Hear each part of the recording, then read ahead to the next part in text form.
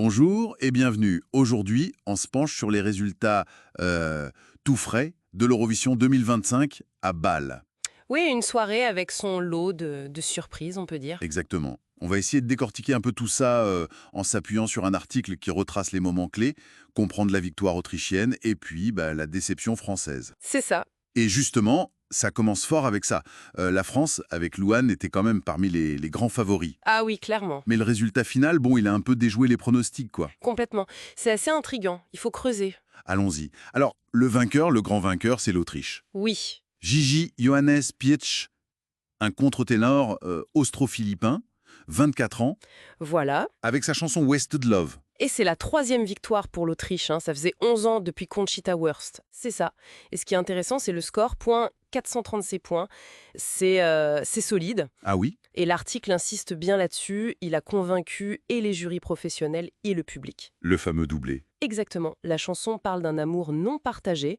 Et visiblement, ça a touché beaucoup de monde. Ce soutien combiné, c'est souvent décisif à l'Eurovision. Oui, ça donne une bonne marge. Clairement. Bon, alors parlons de la France maintenant.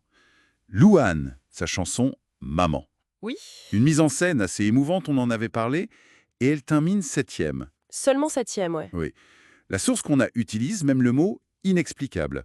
Surtout parce que les jurys, eux, l'avaient mise bien plus haut apparemment. C'est ça le point clé. Le contraste est vraiment saisissant. Les jurys étaient convaincus, on parlait de podium potentiel. Oui. Et derrière, le public européen, il ne lui donne que 50 points. Ah oui, c'est peu. C'est très peu. Et c'est ça qui explique principalement cette septième place. Alors pourquoi ce décalage L'article ne tranche pas, mais On peut imaginer des choses. on peut imaginer, oui. Peut-être l'émotion très, très personnelle de la chanson qui a moins voyagé, ou la mise en scène qui a plus parlé aux experts qu'au grand public. Hmm, Difficile à dire. c'est une bonne question. En tout cas, elle se fait doubler par la Suède, l'Italie, la Grèce, en plus du podium. Tout à fait. Ce qui nous amène, justement, au podium final. Alors, Autriche, premier avec 436 points. C'est ça. Ensuite, Israël, Yuval Raphael, 357 points. D'accord. Et juste derrière, mais alors juste derrière, l'Estonie avec Tommy Cash. 356 points. Un point d'écart, un seul petit point.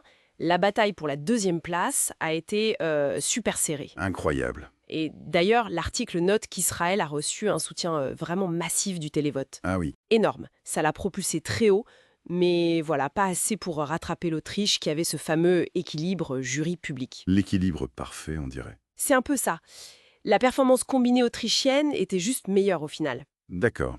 Et au-delà du classement, il y a eu un autre truc qui a marqué la soirée, non? Une absence.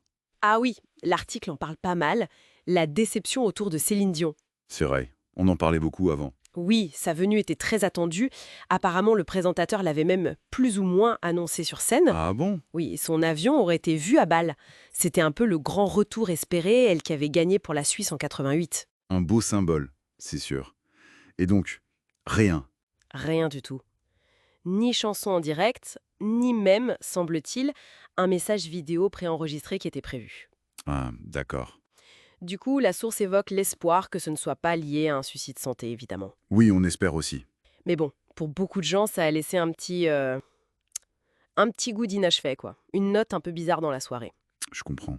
Bon, alors si on récapitule un peu les points clés de cette édition 2025, selon notre source, Vas-y. victoire autrichienne, Net, Gigi et Wasted Love. Check. France, 7e place pour Louane, une déception, surtout vu son statut de favorite au départ.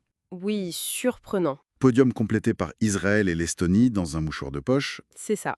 Et puis cette absence remarquée, et un peu triste, de Céline Dion. Voilà le résumé. Et ça nous laisse peut-être avec une petite réflexion, non? Ah oui, Laquelle? cet écart, parfois énorme, entre le vote des jurys, très analytique, et celui du public, peut-être plus dans l'émotion immédiate. Qu'est-ce que ça dit?